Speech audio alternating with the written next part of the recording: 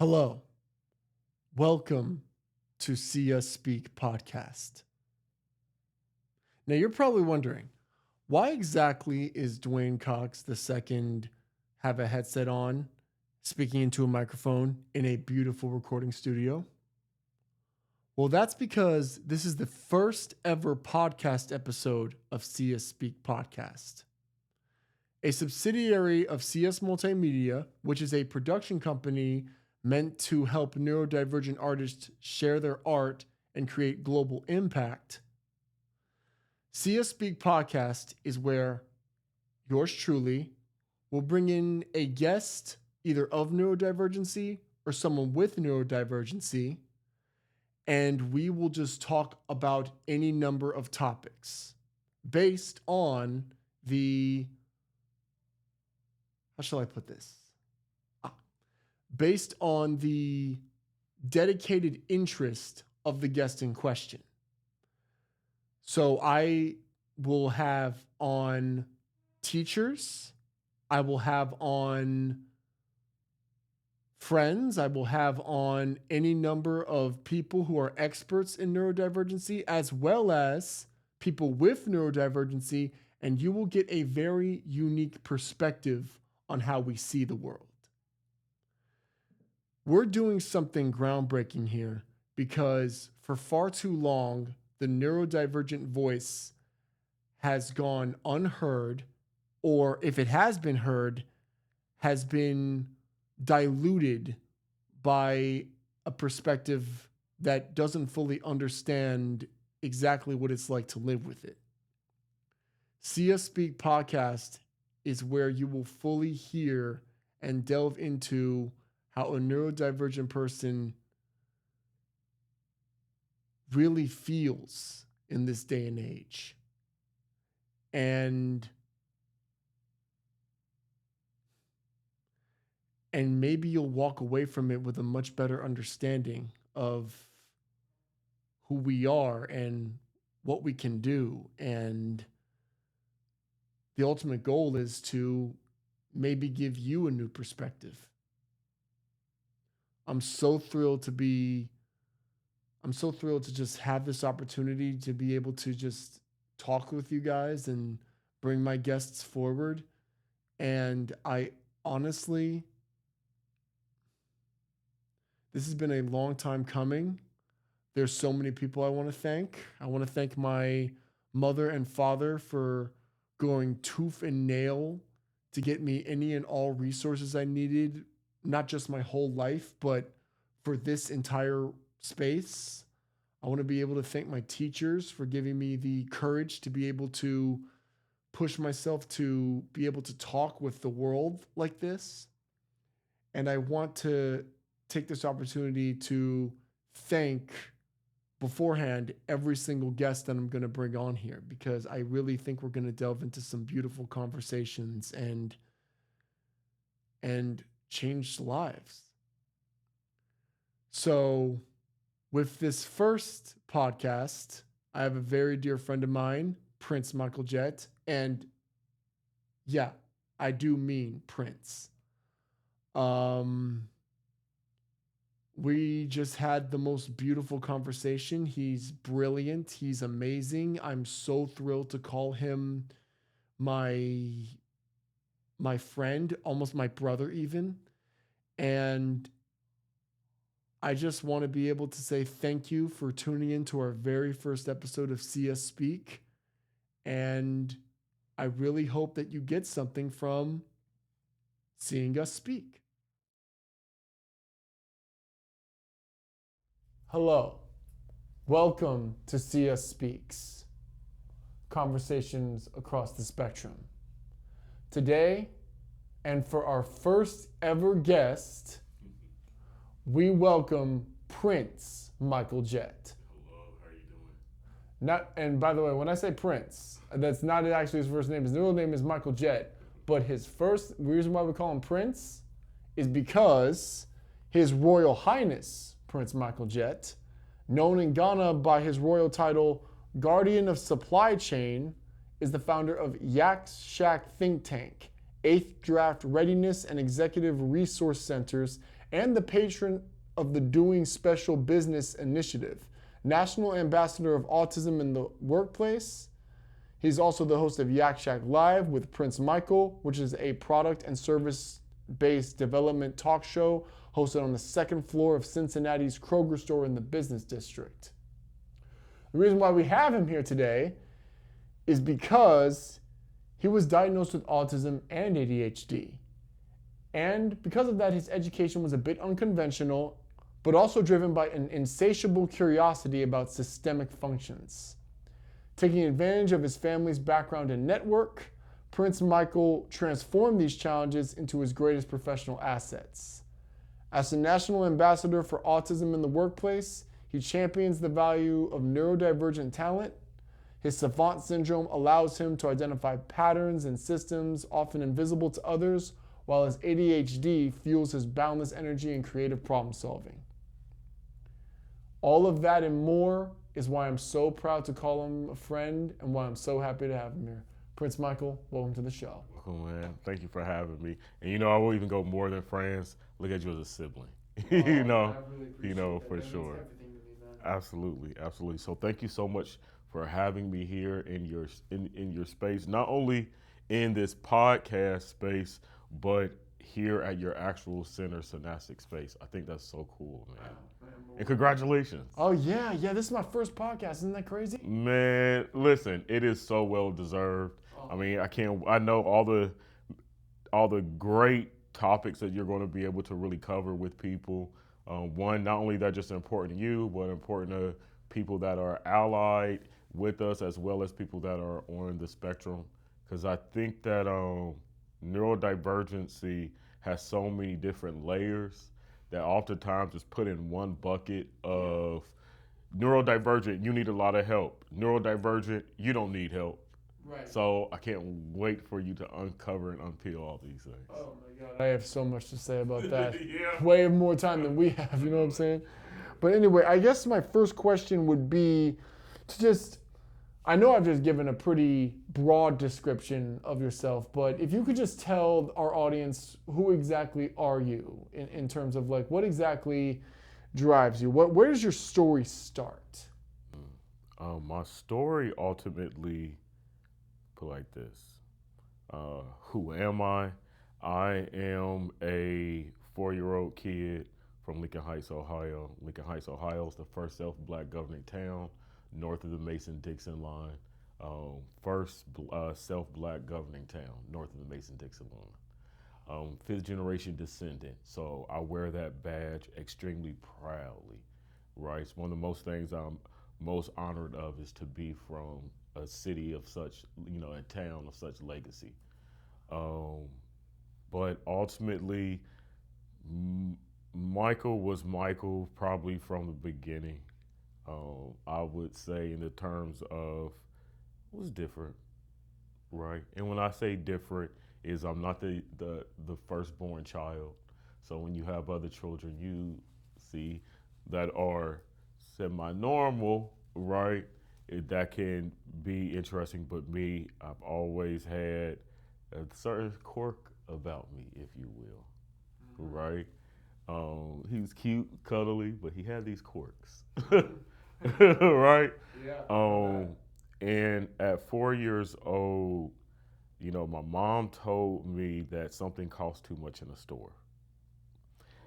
And when you're neurodivergent, autistic with ADHD, what does that end up doing? You're going to start to ruminate. Oh yeah.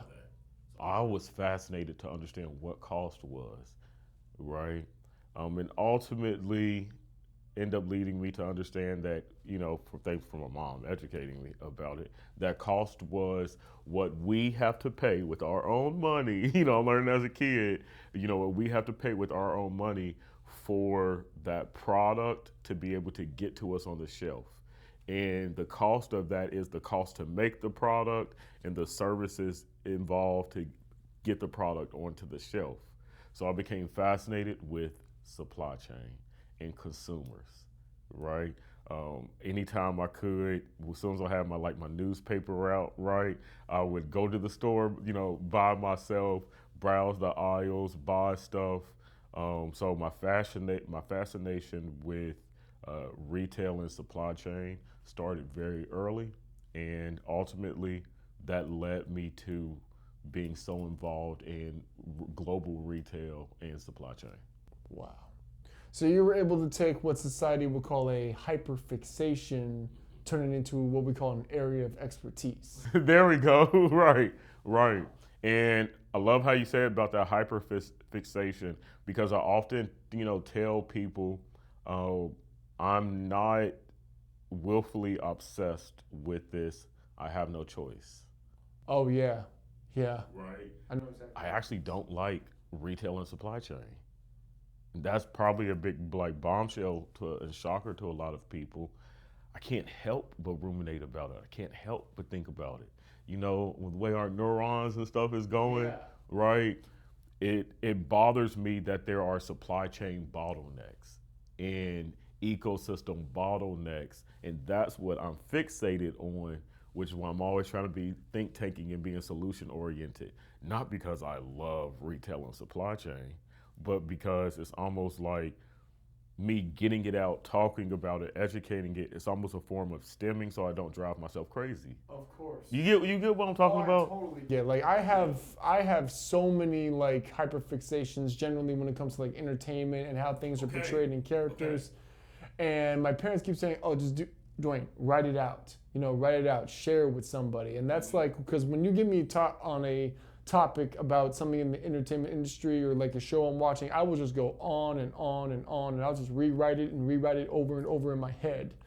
It's like my way of stemming and processing through the whole thing. So I absolutely get, but you actually found a way to like actually like contribute to society, which I think is like pretty much the ultimate goal of like, I think that's at our core what any person with neurodivergency really just wants to do, to be able to say, hey, this is what I feel, this is what I have, and this is a way that I can express to people how they feel, and they'll accept it. Part of that contribution, I will say, could not have happened without the individuals who steered me up as a child. Oh yeah. Right? It takes a village. I mean, it really does. From my grandparents to my mother to my stepfather, right? I was able to be nourished in the areas that I wanted to be nourished in, and didn't even know I needed to be nourished in, right? For instance, man, you know how tough it is playing outside with the other neighborhood kids. Oh yeah, yeah. Right. Because the funny thing is, because I live where my neighborhood was, I lived like, there wasn't like a lot of like outdoor like because we live on like a hill ish, right?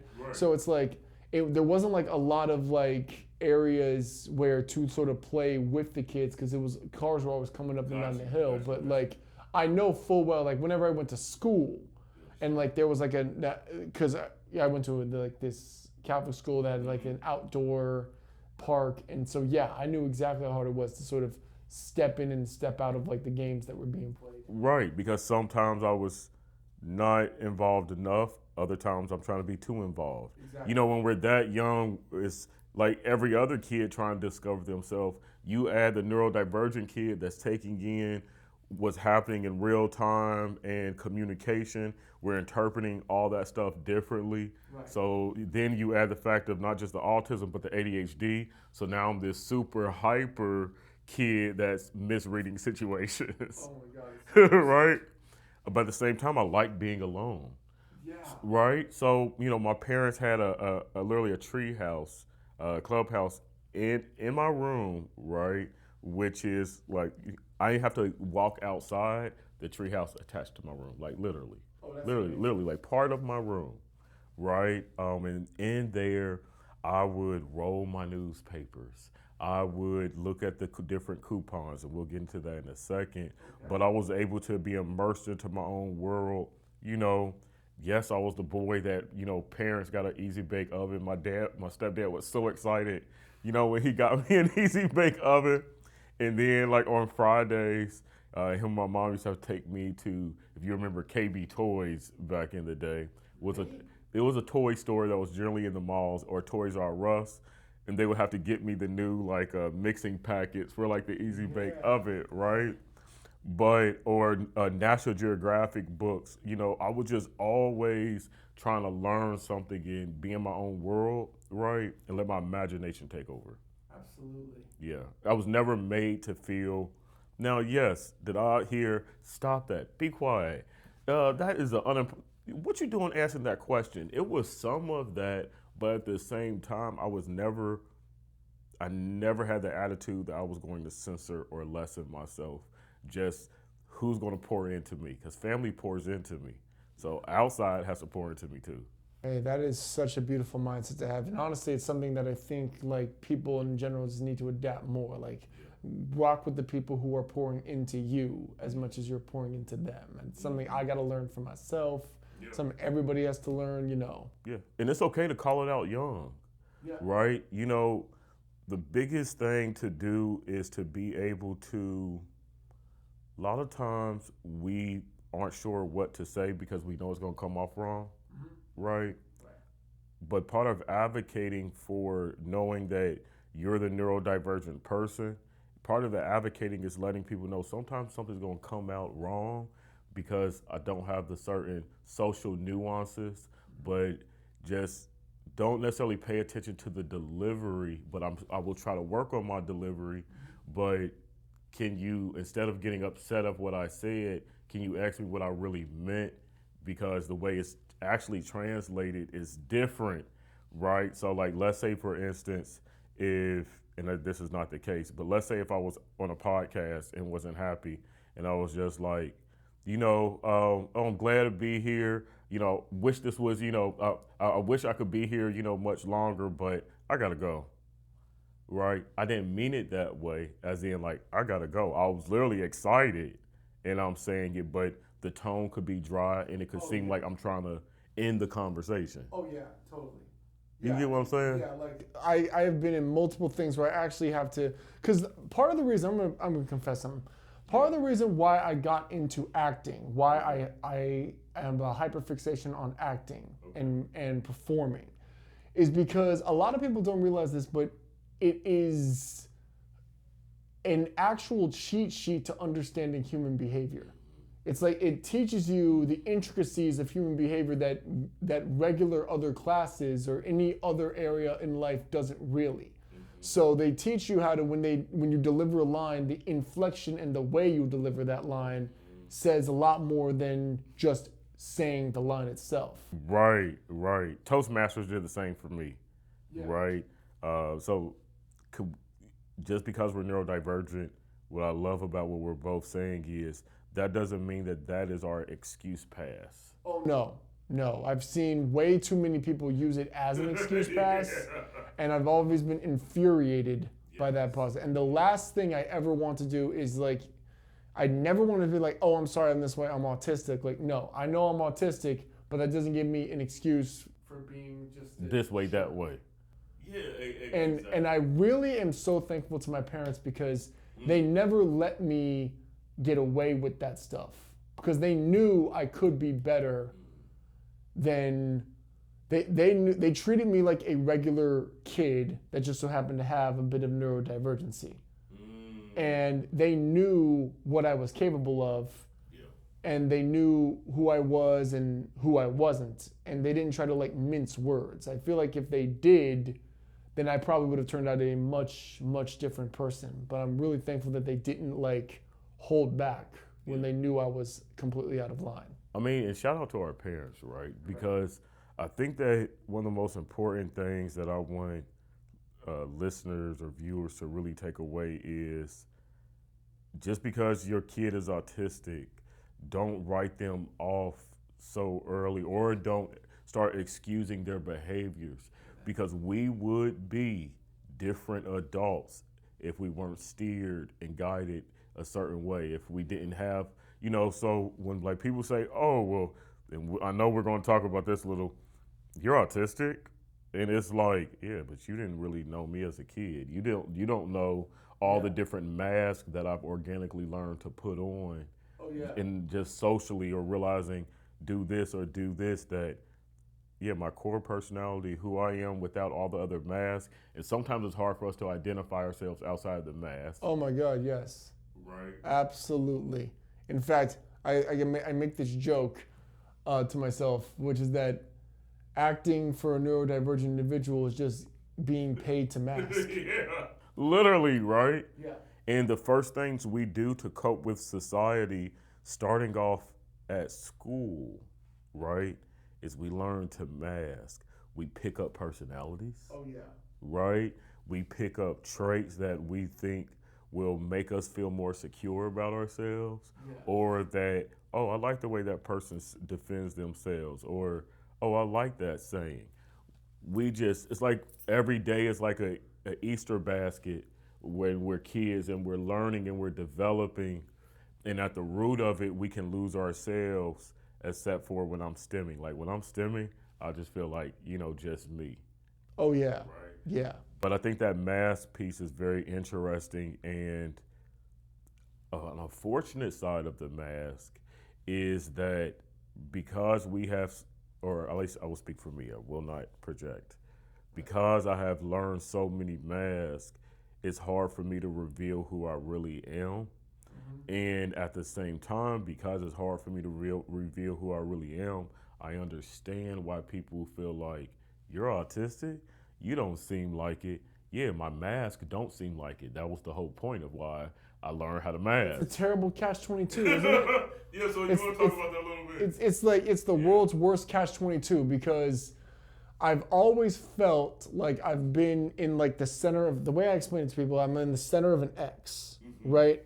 And there's two lines. There's like on the X, there's like these different extremes. Yeah. There's the completely hyper aware, just like high functioning, highest of high functioning, right? Like the individuals who can like calculate entire quadratic equations like that, or something like that, or who can recite an entire piano recital from memory, or draw the entire landscape. Like, whoa, there's that. Then there's, the low functioning, like the individuals that like really need care, like have difficulty using the bathroom, have difficulty forming complete sentences, all that stuff, right? I fit somewhere in like the middle, where I'm too high functioning to be labeled as an autistic individual, however, or a person with autism. or special needs. I'm special needs, but special needs. And yet, I'm not going to say low functioning, but I am a little bit more neurodivergent and different to be considered like neurotypical. And the reason why I call it an X instead of a line is because I also am aware of the fact that I am multi-ethnic. And this particular skin tone is seen as like, that's a whole other conversation about race and thing. It's like, the conversation about being too light-skinned to be considered a black man, but also got enough melanin on here to not be considered white in a sense. Yeah. You're so vocal about black issues, yes, but you're not even black enough for that, or you're not, I understand. Oh, yeah. And that's something that, I feel like I could say that with you, because, we got, because we probably both know what that feels like at some point. Absolutely. I talk about living on both sides of the fence. So I love how, me and you've talked about this in the past, right? And I feel like I'm literally riding a fence. Yeah. And I will honestly say, I feel like I am riding a fence, but not in a way of being indecisive towards situations, but the fact that unfortunately I'm part of two different fields. Yeah. And on one side is this field of neurodivergent, super brilliant people to neurodivergent, brilliant people that need assistance, because we're all brilliant in our way. So just a bunch of beings with the God spark, if you will. I talk about the God spark. But then on this other side is a lot of my friends and family and just society, and neither one of them are okay with me coming completely over to their side of the fence, because I'm never going to fit in. So whenever I do, jump on one side of the fence, I always feel like my back is up against the fence. Right. No matter what, I'm in there and I'm in it with you guys, but I'm always know that this other side has to be next to me for whatever reason, because I don't get to fully immerse myself in either world by not by choice, but because of both sides of whether it's the organizations that support autistic individuals and they're like, yeah, well, we want to help you, but actually you probably help us. Like, you get what? Oh yeah, yeah. Or society that's like, oh yeah, hang out with us. Oh yeah, okay, yeah, we hung out with him. Oh no, we okay. Yeah. I didn't realize he has that quirk after a couple hours. You know exactly what I'm saying. Oh man, you know, I have a very, very keen social battery, and it's like it, and when it's out, it's out. You know what I'm saying? It's out. But yeah, like I totally get that. Like for just as a side example before we move on is like I did track and theater in like high school, and the funny thing is that you know doing both, you know, it's like two different sides of yourself and two completely different like individuals involved in either side. You know, like I remember my senior year of track, I made it all the way to CIF. Our team made it to CIF. And CIF's like, you know, when you actually get to almost like center, you're almost getting to state, right? Now, I walked into CIF giving it my all, but completely understanding if I lost. Because there were individuals who raced there that like train all day, every day. It's their whole thing. And that's why and on the other side, theater, I did very well in there, but I knew it wasn't as well as some of the other individuals who had like been dancing since they were like 3, who had taken singing lessons since they were 3. And you know, so I knew one side. So I knew I was firmly in the middle there. It's like sitting on the fence is like a really good way to describe it. Absolutely. And it's like whenever I'm on one side of the fence, I feel like the other side is knocking on me and wondering why I'm on the other side. Like, so, yeah. So, in this organization, View Park Wellness Collective, we talk a lot about, you know, making sure that we're giving individuals, we're meeting them where they are. And we're giving them the tools for like their actual independence. And your company, what you do, as a lot like that. You're ambassador for the autism in the workplace. There's that too. So what does that look like? And like, what's your goals for that? Well, one, I just want to say that I think View Park Wellness Collective is super unique. And, you know, as you know, I travel a lot, I tour a lot, I talked with a lot of individuals. And I remember when we first, what was that, 2 years ago now? Yeah. Right, when you guys said, hey, you gotta come, we're opening up a center. And I remember immediately I pledged, I said, hey, I want Yack Shack Think Tank in 8th draft here, right? Can I bring programming? Can I bring the Doing Special Business Initiative, the 8th draft workshops, right? And run it out of the center so that this location is the location for entrepreneurship development for neurotypical and with a heavy focus on neurodivergent individuals, because I'm about how do I establish the equity, right, with the person, and how do we make sure that individuals like me and you know that it's okay for them to decide what the equity is for themselves, not for program partners or organizations that are, and it's okay because these organizations are so important. The organizations that have the grants, that have the workflow pipelines, those are okay. But so often then we're tied to those organizations, and in a way that we're not just ambassadors to organizations, but we're the qualifier for their funding. Absolutely. And I wanted to contribute to this place because I understood you guys aren't trying to force anyone into a particular type of programming that is a pipeline for you all. And that's why I wanted to support say I'm 100% down with this. You know, I was able to be an entrepreneur. I was able to work in corporate America, America's largest grocery chain, right? Yeah. At the global headquarters. So, but then I was able to also pick what it looked like to be an entrepreneur, right? Exactly. And that's the equity that I want all individuals to walk away with. And I think here in LA, this is the location that I'm able to provide that. Perfect. Now, I was going to ask this earlier, just in terms of like, now you say equity. We've been talking about equity a lot, but for our general audience, could you explain what equity, your definition of equity is in context of what you do? I will. So forgive me, guys, because I'm about to say it in a corporate way. Then I'm going to lessen it. Okay. So when I think of equity, equity is the difference of a brand owner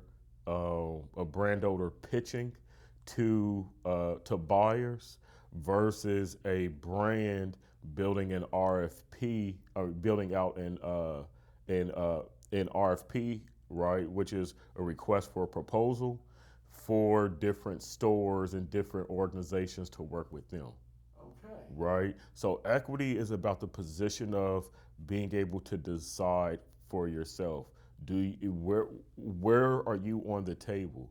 Right? So if you are a brand owner, are you part of do you know the retail program that you're a part of? Are you on any of the white paper, on any of the committees? Right? That's equity.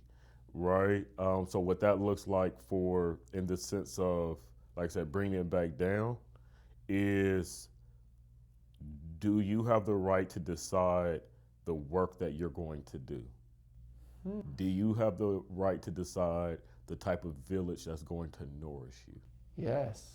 Yes. Not have to go with the village that is offered, but for you to select the village and then respect your selections is equity. Oh, dang. You know what? That's just we've been talking about this for like months on end, but just now I finally get what you're trying to say with that. Mm-hmm. And I get it because I'm going to give a full disclaimer. I may actually edit this part a little bit, but I'm just going to say it, right? I am actually in a position to where I'm working with, self-determination programs, which is which is a thing that is offered to individuals like 18 or older, or like self-determination programs. And for those of you that may or may not know, self-determination programs are given to you by disability support services, and you work with your service provider and see if they will be able, if the organization can fund sort of what you're trying to accomplish. Yeah, put you on a track. Put you on a track. Yeah. And the thing is, I've been negotiating with my particular service provider about it. And the thing that I could not help but notice, and this is just two neurodivergent advocates talking, is that they try incredibly hard for you to word what you want in a way so that they can put it inside of a checklist so they can be able to propose it to like the people to give you the money in a sense. Yeah. And it's something that when I was first realizing what we were doing with it and how it works, it places you in boxes. And I understand that that's the way, like, you could talk about human psychology, is that's how we deal with it. We have to put it inside of a box.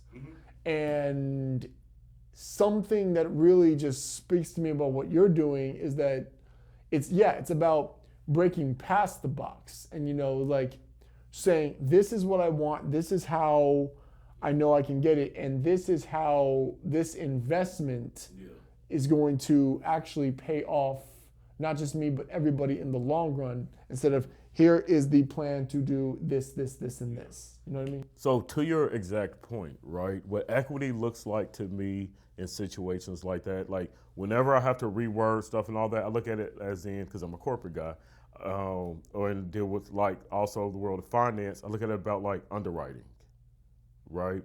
And when enable for an underwriter to qualify the release of funding, insurance, or anything else, the underwriter in the background who will never meet me, who probably doesn't even know my agent, they just have to have things checked in a certain way. The underwriter does, but my direct agent, that's their job. They should be able to take in what I'm saying and re-diagnose it to their medical terms. When I go to a hospital, right, Yeah. I tell them my chest hurts. I tell them I broke my hand. Yeah. But when billing gets it, billing doesn't see chest hurt, they see codes. Right. Right? So there's a disconnect in the impact market of allowing me and you to show up and say this is what we want, and that agency or individual understanding, well, this must go right here, and then let me just re-ask you. Instead of me trying to rework your brain, let me now bring it back to you and say, hey, is it fair to say that what you're trying to do right here actually fits into this box? So the equity is when you don't feel enslaved to having to answer, and then how that makes you ruminate, how then that can also create stagnation in going forward, and now you feel rejection before it even happened. And then oppositional defiance might show up, or what could feel like oppositional defiance, because you're frustrated because now you're so far away from what you're trying to do, and you're so integrated with their way that it's losing the dopamine. Oh yeah, it's losing the. So that's the part where I feel like View Park Wellness Collective is different, where Eighth Draft is different. Is we're literally trying to do that in reverse. Come as you are, right? Me and you, and you've seen me host multiple meetings with different people. Oh yes. All you got to do is tell me, right? I don't make people have I ever made you reword what you want to do? No, I have not. In all the meetings, I can firmly say that in all the meetings that we've ever had, you've never asked me to like reword it in this way, reword it in that way, make it more palatable. And like, it's like, and I think like that's something, I can even tie that in, because I like to tie things in with creativity. It's like that line between like the creative mind and the producer mind. Like, because, the creative mind has all these ideas that they want to like put on stage and put on here, and then the producer's like, we may be able to do this, but we have to do this, it may be difficult to do this. But that is exactly why, like back to what we said, the village is what's important about that. Because if your village is strong, because making movies or doing anything artistic, all of that is a village. There's a reason why it's called Video Village. I mean, it takes a village to pull it all off, all people working toward the same goal, and all of them with the deepest, utmost respect for each other. Honoring your equity. Absolutely. If everybody doesn't appreciate and value the other person's equity, it's never going to be the right type of village, because there's a reason why somebody is seen as the mayor, some people are seen as town elders. But it's recognized because there's a benefit to that contribution, right? And it goes back to, like I said, I've never asked you to reword anything, but are our meetings beneficial? Oh yes, they have been. We have had. No, go ahead. No, they've been definitely official. I mean, like, I feel like I've been in the room, and like, because I work with like other organizations too, where we get ourselves. We definitely. I've been in a lot of advocacy groups and whatnot, trying to get like talk to like organizations about like how to do things for that way, and. Yes, I do feel like they are translating what I'm saying in these advocacy groups. Whenever we meet, though, it's like, you're coming at me with your own way that you interpret things. I'm coming at you with my way, and we have this healthy balance where we like meet in the middle. And absolutely, it can actually get to getting something accomplished. Yes. Right. It's always about that minimum value product. I love to talk about that MVP, which is, okay, this is what we want to do. How do we just do it so we're not ruminating on it and procrastinating? Because we will do that. Yeah, we will. I mean, I'm telling you right now, like, I excelled in college because there was a clear structure. Do this, read this by this time, read this by this time. And I was able to pull it. I mean, I double majored in screenwriting and history. That's like hours and hours of reading and writing. Literally. I pulled it off, but it's like, yeah, because I'd had that structure. But like when I was free to my own devices, there was a lot of rumination of, should I do this now? Should I do this later? And then it just goes and it's like this Rolodex. And it's only now, like a good 7 years later, I'm learning to re-center myself and sort of re-push myself forward. Mm-hmm. And I think that's important because I think it even speaks to the fact that, one, can we even take a moment to talk about the fact that you're a co-founder of a whole institution now? You and your brother. Have you really taken time to be honest with you, it's to sit with that?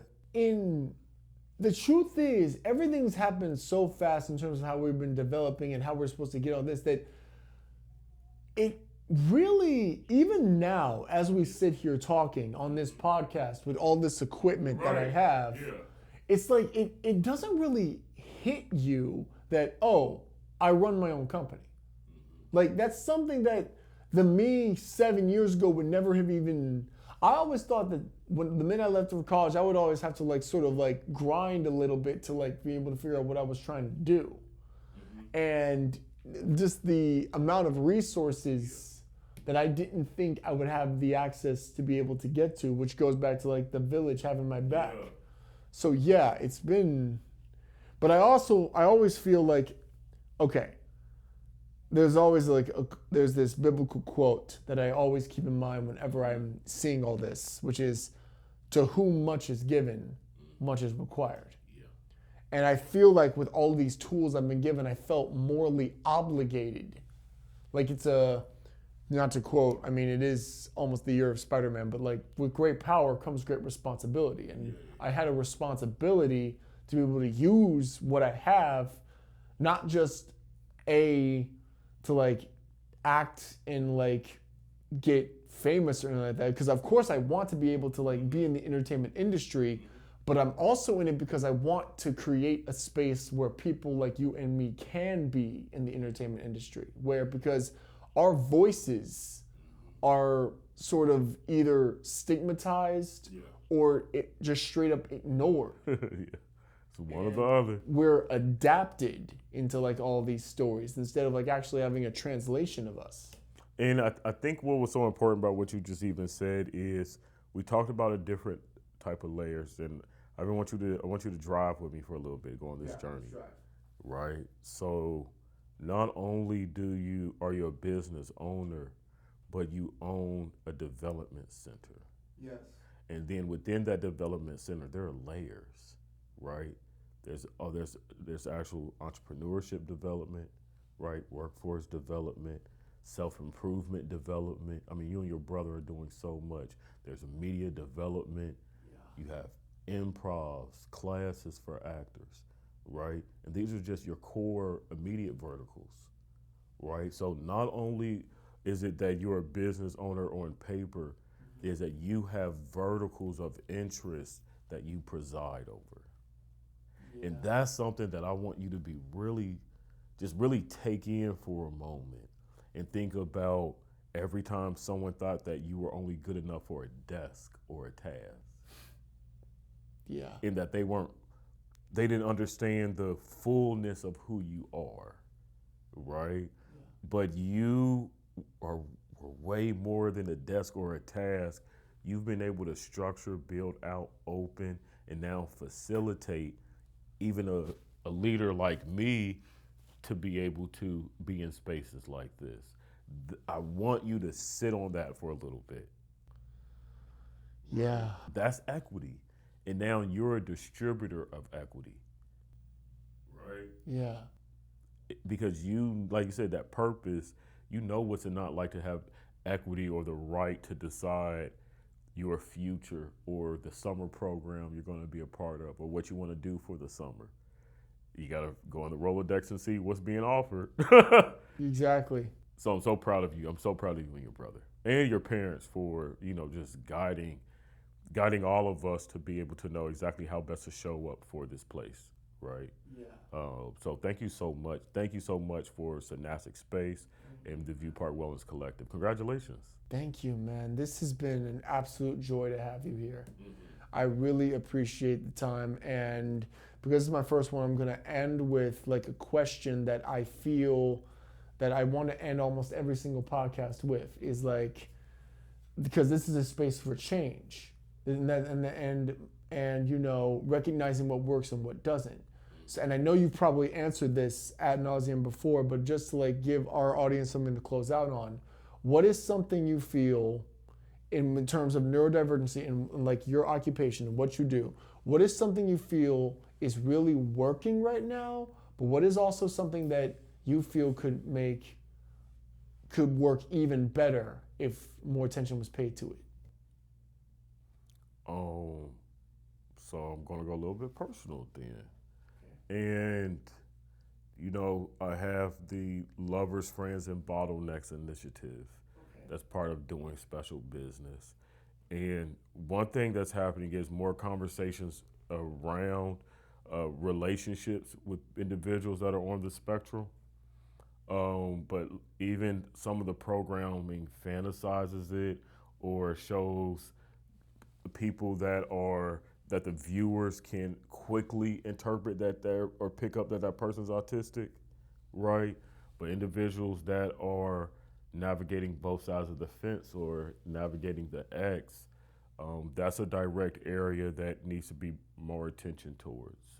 So I would say society understanding the nuances and needs of individuals, that whether you have dyslexic, whether you're dyslexic, whether you're bipolar, whether you have ADD, ADHD, autism, understanding that these diagnoses affect their daily life and also affect the lives of the children, if you are a father or a mother that are on the spectrum, that they're neurodivergent. If you are a partner or a friend, you have to take that in count. So I think that's one thing that could be done better, is starting to not see a person's choices or their nuances as something that is not equated with their potential neurodivergency, right? So it's about giving people grace and also being honest early on. Are you ready to commit, whether you are a friend or a romantic partner? Are you ready to commit to the nuances and needs that comes with being with a neurodivergent person? Amen to that. I know that I've been in my fair share of like relationships, one or two romantic, but mostly platonic, about like trying to figure out where I can place people in like the circle. Like, because my dad gives me the idea of there's like a circle and like an orbit, and like I'm at the center of the orbit, and like people move closer to me depending on like how they treat me and how their actions go, like, you know. And I think that orbit thing is how I've been able to sort of bring in the right people close, but also knowing how to push the wrong people out. Absolutely. And I think that's an important topic, and I honestly think I could not think of a better note to end on. So, big brother. Man, listen, we're going to do it 100 times again if you'll have me back. Oh, absolutely. Absolutely, I will have you back. Absolutely. So I want to say thank you. I would like everybody to say, well, first of all, thank you so much for this very first debut episode of SeeUs Speak podcast. Be sure to like, subscribe, comment if you want. And I just want to say thank you so much. And we will see you soon.